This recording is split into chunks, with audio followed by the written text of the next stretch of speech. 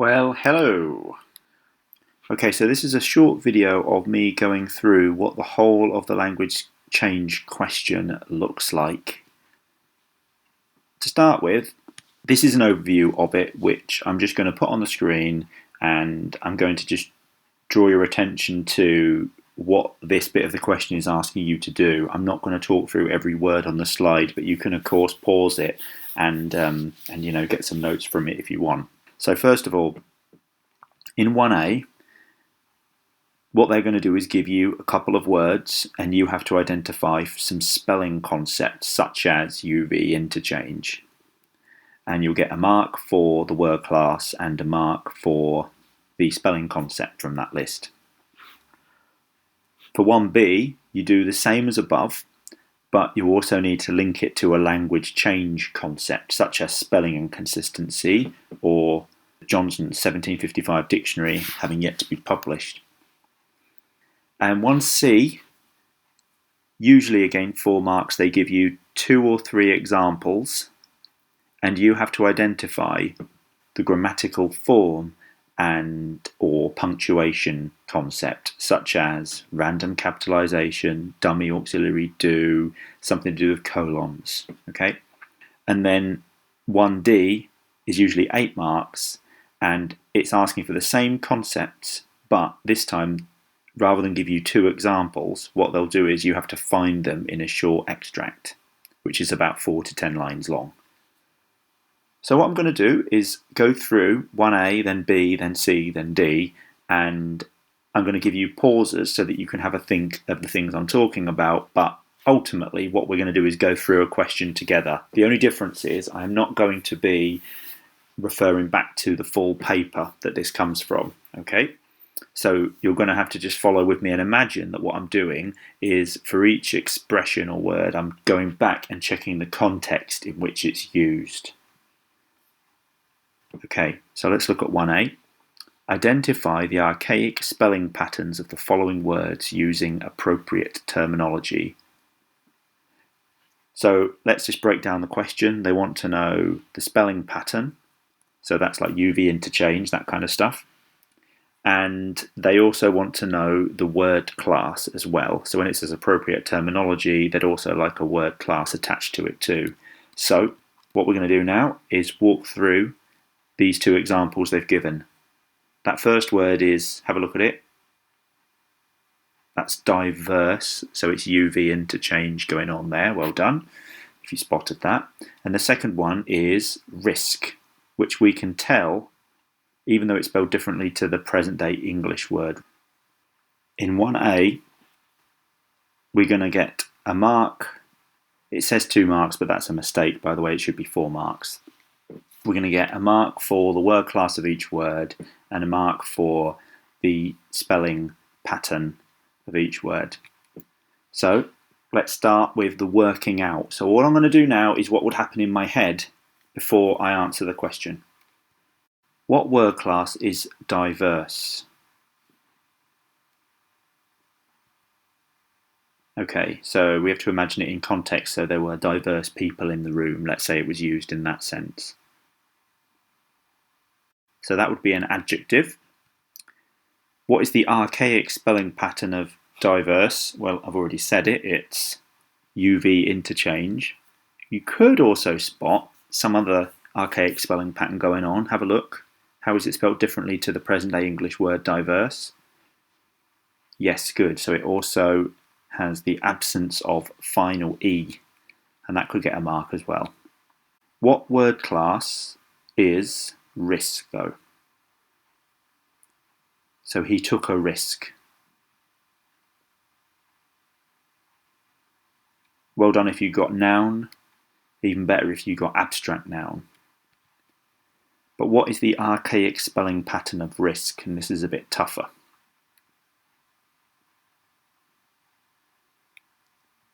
Okay, let me draw your attention to the end of the word.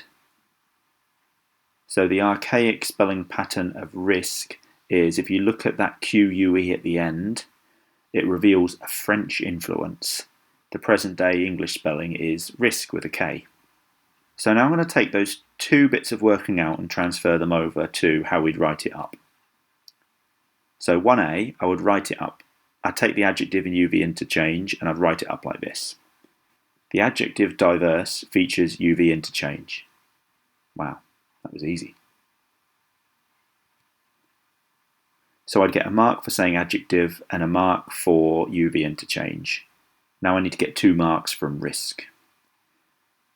I'd write it up like this. The abstract noun risk shows evidence of French influence and/or sound substitution. Sound substitution is the term that they had in their mark scheme here. Okay, let's move on to 1b.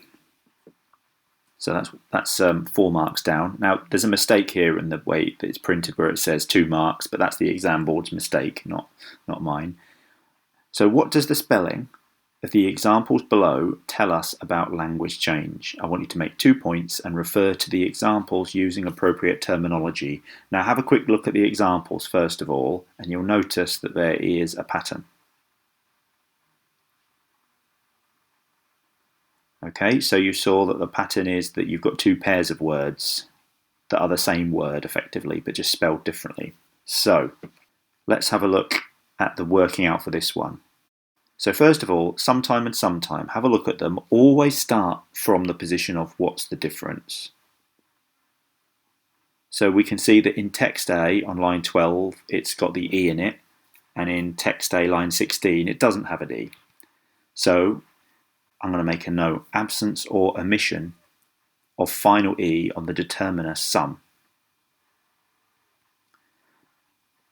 Next, let's have a little look at what's going on with the word sometime. How's it put together? Some and time being put together. What's that called again when you take 2 words and you put the whole word together to form a new word? Okay, so that's called compounding. Okay, and specifically this is the compounding of the determiner some and the noun time. This is all okay, but what word class is sometime though? So putting a determiner and a noun together doesn't necessarily make it a determiner or a noun. So let's have a look at an example. So sometime dancing. Let's take that. That's from the text. Sometime dancing. Well, I suppose nowadays we'd say sometimes, wouldn't we? Right? Okay, sometimes dancing. Well, it's an adverb. It's describing a verb. Okay? Dancing is a verb, so it's describing a verb, so it fulfills the role of an adverb. Okay, so we've got some notes now on sometime. Let's have a look at powder. What's the difference between powder and this other spelling of powder? What's the spelling difference? Okay, so there are different ways of spelling the vowel. Always try and be as precise as you can. So say a little bit more and be more precise than you think you need to be even. So there are 2 different ways of spelling the vowel. So what's the technical term that they give us for this? And I have used this on a presentation before. So yeah, we call this an alternative vowel pattern.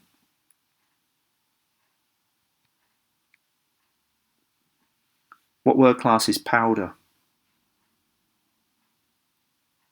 So let's imagine that it's used in the example of where is the powder, or he had powder on his face.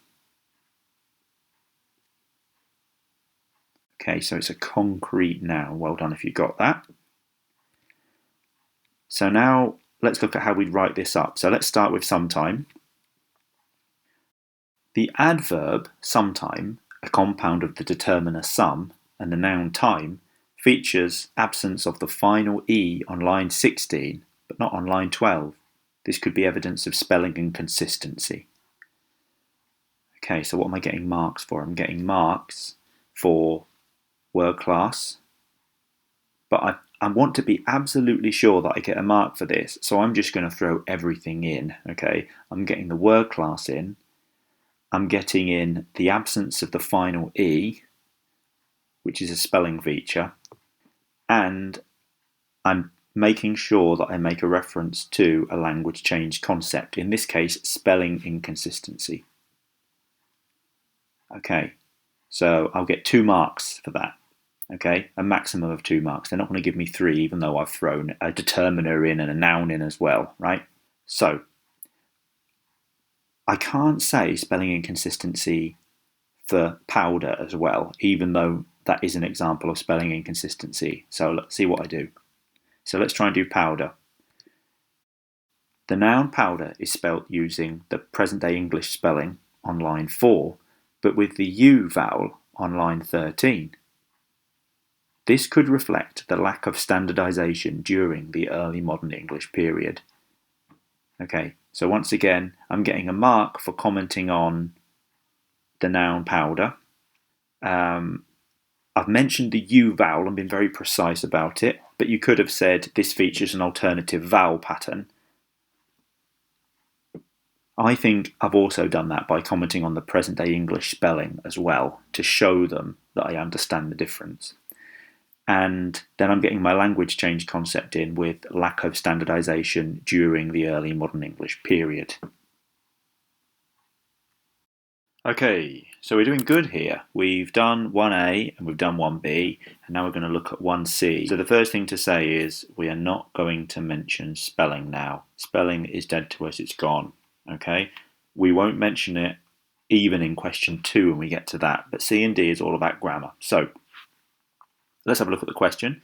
Describe the archaic, so archaic meaning no longer used, grammatical features of the following examples using appropriate terminology. So what they want is the form of the word, the grammatical form of the word, and what's archaic about it. So they're kind of looking for 2 things. They give you the words, so they've given us groweth and know not, right? Once again, they've put 2 marks, but they meant to put 4. So let's start with groweth. Again, let's go over to the working out. Groweth.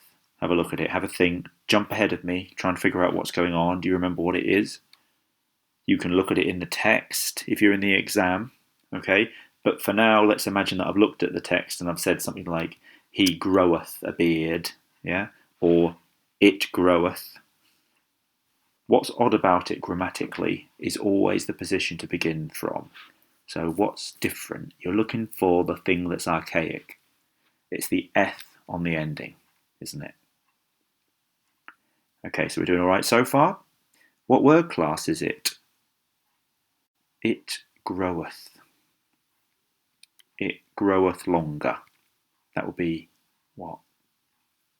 Okay, be a verb. Okay. So we've noticed that the ending is different, eth ending. And nowadays we would say grows, wouldn't we? Okay. So the ending of a verb, the change in the way that we end a verb, what's that called? Well done if you remember, that was called the inflection. Okay, so when we talk about verbs, we always use the word inflection to describe the way the end changes. Okay. It groweth. What is that? Is that first, second, or third person there? So is it a first, second, or third person verb form? Might not seem important, but it is for this particular question.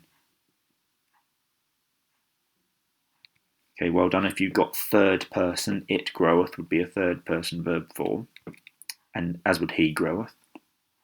Is it singular or is it plural? Same thing, have a little think. Okay. It's singular in this case. Okay. So we're going to say third person, singular, verb inflection, eth. And what ending would it have in present day English? Just make a little note of this as well to yourself, and it would have an S ending now.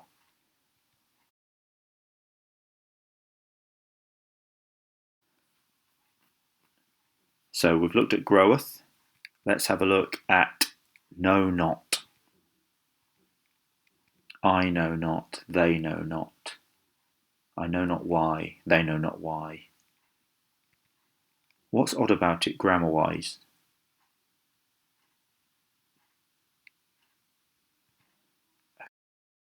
Okay, so I hope that you spotted that the not is appearing after the no.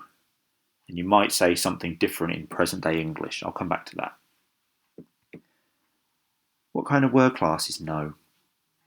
I know not. Do you know? We know. Well done if you got verb. And what is not called? Do you remember what not is called? What's it doing? So well done if you got that it was a negator or a negative. So knowing those things can help us build up the term that we need here. So the term we're looking for is inversion of negative verb phrase. A phrase because it's more than one word. Okay. Or you could say inversion of verb and negator, and you've got your term.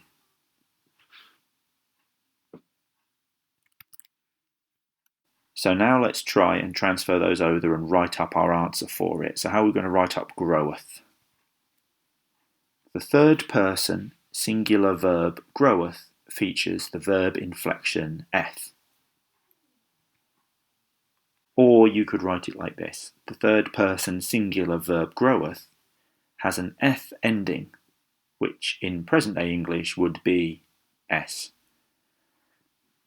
Now, you can actually get a mark for mentioning that, and it's even more impressive if you're able to mention that groweth was the southern form, the southern inflection of the verb, and what happened is over time, and by the modern English period, the S form, which was the northern form, had won out and was victorious. Okay, let's try with the same but with no not. So with no not, we've worked out it's a verb phrase and we want to get inversion of verb and negator in. Let's have a look. The verb phrase know not features inversion of the verb and negator. This was common in negatives until modern English. Or you could put it like this. There is an absence of the auxiliary verb do. So in late modern English, the verb phrase would read do not know. So what is the moral of this here? Well, I would say if you don't know, you go blank, you forget what something is, describe it in as much detail as you can and try and explain how it would read in present day English, and you could get a mark for that as well. I've put late modern English, but present day, that is true, as it's true of present day English as well. So present day English would have been probably better, I think, but either way, in the mark scheme, they said you could have a mark for that as well. And now we're moving on to 1D. And again, look at the question, work out what the question is asking of you. And it says 4 marks, but what they're really asking for is 8 marks here. And again, it's just a mistake. And they're looking for an example of grammatical structure and a quotation example to back it up. So let's have a look at the question. Analyse features of the grammatical structure and punctuation that are typical of early modern English in the sentence below. Make 4 points and select an appropriate example to support each point. So they'll give you an extract and they want you to look for grammatical structure and punctuation, so either of those 2 things, and they want you to select an example to support each point. So if you get 8 marks for it, that means they want 4 examples and 4 grammatical or punctuation points, obviously not repeating them either. So let's have a look through. So a good idea would be, before I go through it, to take 10 seconds and have a look through it yourself, pause the video and see what you notice about grammar and punctuation. First of all, let me talk you through it by asking you some questions. So what grammatical things are surprising or not typical of present day English? That's where I would begin. And again, if that's helped you, pause it and look before you hear my answer. Okay. Which items in this list of things I've gone through are grammar or punctuation? I'm going to give you a list of items one at a time, and some of them are grammar and punctuation and some of them aren't. And herb in line 1. Itself in line 1. This symbol in line 1. The colon that's in line 2 and 3. This word, which is in line 3, and this word, which is in line 4. Which of those would you say are grammatical and punctuation based, and which are not?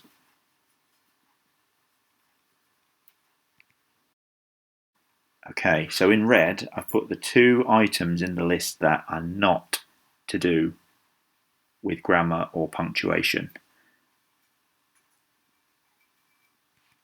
So what happens if I did comment on itself, which is an unclosed compound?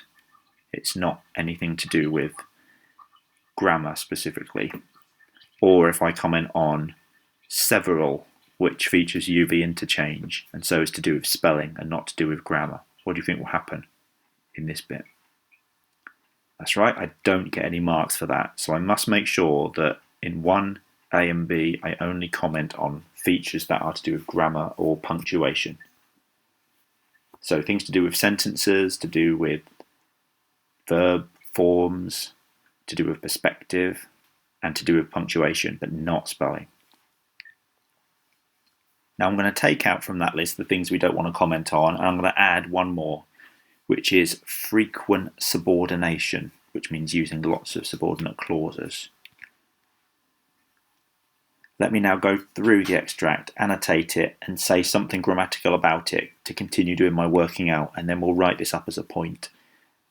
So what's going on with an herb?